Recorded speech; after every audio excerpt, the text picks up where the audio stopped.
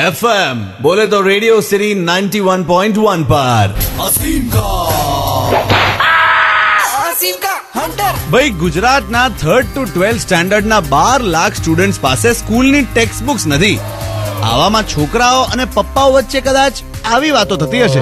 અરે અમારા જમાનામાં અમારા ઘરે લાઈટો પણ નહોતી, પણ અમે રસ્તા પર સ્ટ્રીટ લાઈટ નીચે વાંચતા હતા. પપ્પા લાઈટ નહોતી પણ તમારા પાસે ચોપડીઓ તો હતી ને. મારા પાસે તો એ પણ નથી. અરે અમારા પાસે ક્યાં ચોપડીઓ હતી તી? અમે તો અમારા દોસ્તો પાસેથી ચોપડીઓ લાવતા હતા. પણ પપ્પા મારા દોસ્તો પાસે પણ ચોપડીઓ નથી. એ લોકો પણ મને પૂછે છે કે ચોપડીઓ આવી. અરે અમારા ફ્રેન્ડ્સ પાસે ચોપડીઓ નહોતી હોતી તો અમે સ્કૂલ પછી એક્સ્ટ્રા રોકાઈને લાઇબ્રેરીમાં ભણી આવતા હતા. પણ પપ્પા મારી લાઇબ્રેરીમાં પણ ચોપડીઓ નથી. એ લોકો પણ મને પૂછે છે કે ચોપડીઓ આવી. અરે લાઇબ્રેરીમાં ચોપડીઓ નથી એવું નથી, તારામાં ભણવાની નિયત નથી. ઉભો રે તારા ટ્યુશન ટીચરને ફોન કરું છું. ઉભો રે તું. અરે પપ્પા અમારા ટ્યુશન ટીચર પાસે પણ ચોપડીઓ નથી. એ પણ કલાક પહેલા મને એ જ પૂછતા હતા કે ચોપડીઓ આવી.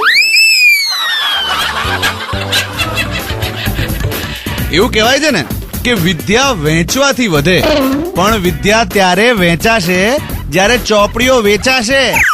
વેચાણમાં મૂકો તો ખરા. असीम का